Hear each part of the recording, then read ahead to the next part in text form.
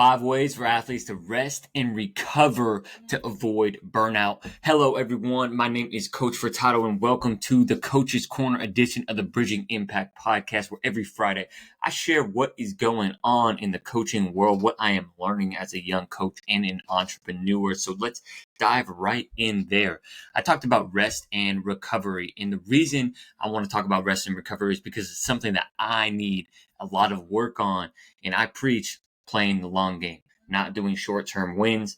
Well, I sometimes catch myself playing for short-term wins because of my obsession and drive for, success, which is a big reason why I am where I am. I'm over 100 episodes deep on the Bridging Impact podcast, almost have 70 podcast interview episodes released. So that's a lot of things that it's playing into my favor. I have group training that's starting to take off. People want to train with me from already, from 5 years old to the varsity level, right? But I got to slow down, right? I can't do it all in 1 week, in 1 month, even in a year, right? A lot of the things that I want to do take a lot of time and patience, and we need to have rest and recovery into our daily routines, into our weekly routines, our monthly routines, and especially, right, quarterly and yearly. Obviously not necessarily routines, but we want to play the long game. And if we want to play the long game, right, I'm going to share a story yesterday. Wednesday, I was feeling horrible. I was feeling tired, exhausted. My body was just out of it. I'm doing a jumping program. I'm trying to dunk. And that's like one of the things that I'm doing for my physical activity right now. I've been pretty aggressive with my just play, right? I've either lifted or played basketball every single day for like the past 10 to 12 days. And some days doing double days, and it's starting to catch up for my body. My body is tired. The other thing is, as a coach, right, I'm on my feet too. So even though it's not summer camp season, I am in this office a little bit more, and it looks pretty sweet if you're watching on YouTube, huh? So, my body's a little bit more tired than it's been. And I just, yesterday I had to sleep in and had a slower day. I did do a little bit of work, but I have kind of been full pedal to the metal for the past 10 to 12 days. And I believe that rest is really important. And I'm a person that when I get really excited about something, I don't want to rest. I just want to keep going. And I know that I work with a lot of athletes that are the similar way. I watch a lot of athletes who have tournaments every single weekend, who train almost every single day, do their strength and conditioning, and are very committed.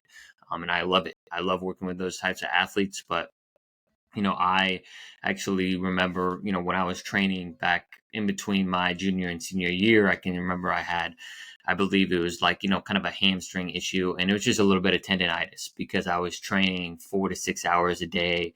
It's just a lot, right? And our bodies can handle quite a bit when we're younger, especially. And I feel like I'm in my prime, which is where I can kind of get away with some of, how much I'm playing. But at the end of the day, right, if I'm not giving my body a day to recover or doing proper recovery exercises, that is what's really it's gonna catch up to me, like it caught up to me yesterday.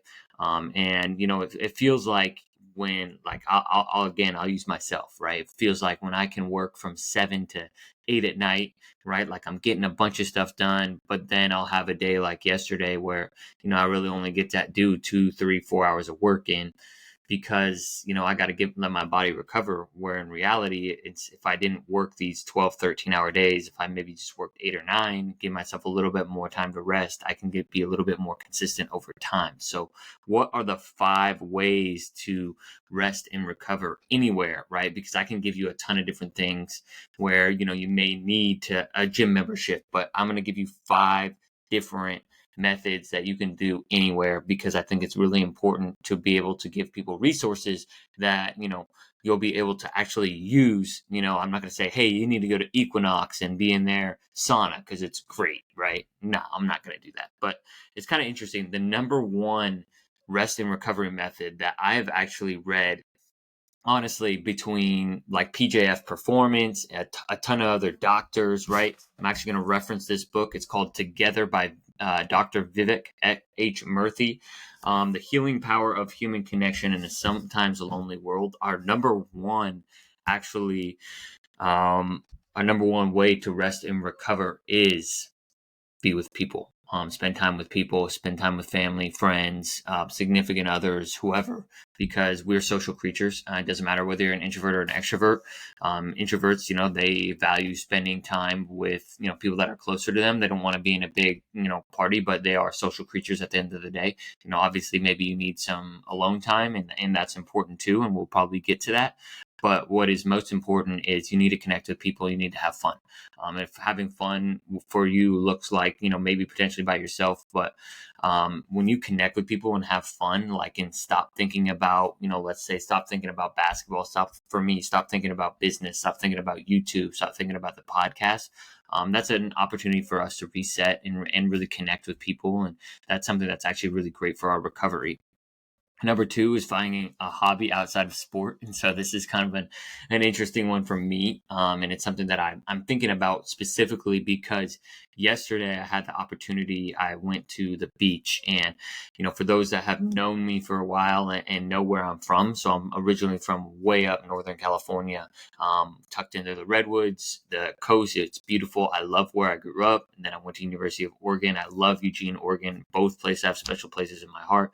Both are very nature heavy, communities. And so that was something that was a really important part of my life. And I don't really spend as much time in nature as I did, before, now that I'm here in LA and I'm working 6-7 days a week. So that's something that I want to continue to prioritize in having a hobby outside of sport, because I play basketball for fun. But at the end of the day, like, I compete, like, I am not playing for fun sometimes. Like, and I'll just be straight up real. And I talk a little bit of mess, for those that are following me. I got my tooth knocked out last weekend. And I think, those are just good reminders to have fun with it a little bit too. Just have fun with the process, have fun with the game. At the end of the day, like, I'm not playing for the NBA finals. And to be honest, I'm not coaching for the NBA finals. So just to have fun with it.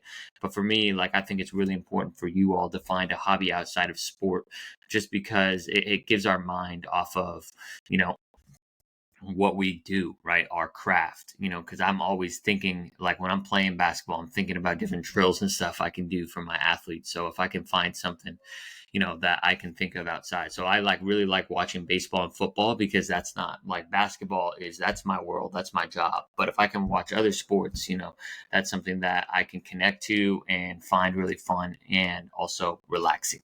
If you don't, work in sports and sports are your outlet, that's great. You just need a hobby that's outside of what you do for work. And if you're an athlete, your work is your sport.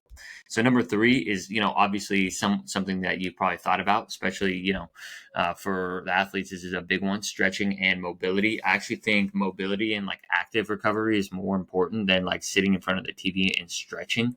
I think range of motion when it comes to your strength and conditioning is really important. But what I really want you all to focus with this one, and just make sure you have some sort of routine where you're basically letting your muscles recover. You don't want to lift every day. You don't want to hoop every single day. Or if you do hoop every single day, maybe it's form shooting is your off day.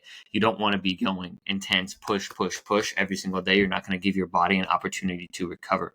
So you need to find some sort of mobility and or stretch routine. I'm not a big fan, actually, of encouraging people to stretch, but finding a mobility routine that, as some sort of dynamic warm up, just gets your body flowing and moving. Because actually, one of the worst things that you can do is if you have, like, a heavy day on, let's say, a Wednesday, and then you do nothing on Thursday, it's actually really horrible for your recovery. You want to do some sort of active, light, dynamic mobility workouts. And I can link something below if you are curious about that.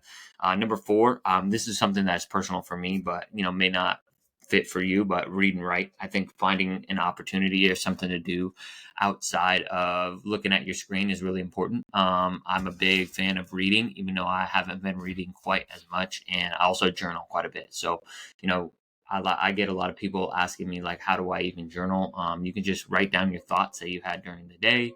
It's a skill, right? Journaling is a skill. It's something I've been practicing since my end of my senior year. I think I started before my freshman year of college, and I've been pretty consistent ever since like my junior year of college. I pretty much dang near ran right probably 80%, 85% of the days of the year.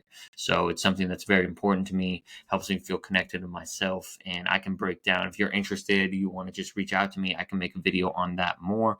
But just reading and writing, getting off the screens and kind of letting your, you know, mind wander with reading, and also with writing, getting to know yourself a little bit more. And then the last one is, it's very simple, just plain rest, right? Just plain rest. So just, for me, again, you have to know your load, and load as in, right? If I worked really hard on a Wednesday, or I had a tournament, on the weekend, what's your Monday looking like? So that's just something that, are you just sitting on the couch? Are you just, watching? Are you just going to sit at the beach? Like, just rest, do whatever you have to do. I think I always tell my athletes, I'm not a 7 days guy. I think 7 days is how you burn out and how you get injured. But I think 6 days with intentional rest time, right? And rest time could be baked into those days. So let's say I had a hard workout for 2 hours on a Tuesday. I can maybe try and spend like, 30 minutes doing, just watching TV, or, kind of doing some active stretching or something around that to rest from that day, right? And rest and recovery is going to look different for everyone depending on their schedule, right? If you're a professional athlete listening to this, you may have more or less time. If you're a high school athlete, you may have more or less time depending on your class load, workload. You have to kind of design the schedule around for you. But the most important thing is, it has to be in a routine. It doesn't need to always be the same thing. It just has to be. One of the things that James Clear talks about in Atomic Habits is, you need to have something, so to like an environmental cue.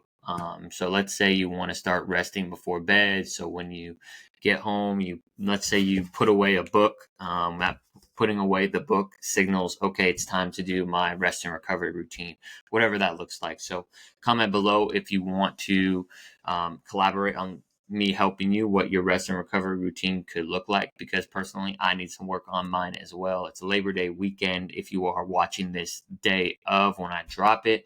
If not, just make sure that you're really prioritizing rest and recovery, because playing the long game is what's most important in life. And I also think just enjoying life too. It's a journey, it's a process, right? We heard it's like the overused cliche all the time, but you really do miss opportunities when you don't focus on playing the long game, when you play the short game and you burn out. Like, I've done it multiple times before. I just get really excited over something and kind of obsessive. And again, like I'll talk about, it's going to be the reason I am going to be very successful, but it's also could be the reason I could have health problems later down the road. So I need to be very balanced, very diligent, and very meticulous with my rest and recovery, and make sure I implement that and have a little bit of fun, right? You only get one life. So really appreciate you all listening. It's an honor, a joy. Please go leave us a review on Apple Podcasts. Make sure you subscribe wherever you are, if you're on YouTube, Spotify, or Apple. And I will be in your eyes and ears soon. I'll be doing some rebranding coming soon, maybe taking the YouTube channel a little bit seriously. And I got some updates for you all and how you can support my athletes coming soon as well. Coach Furtado out. Peace.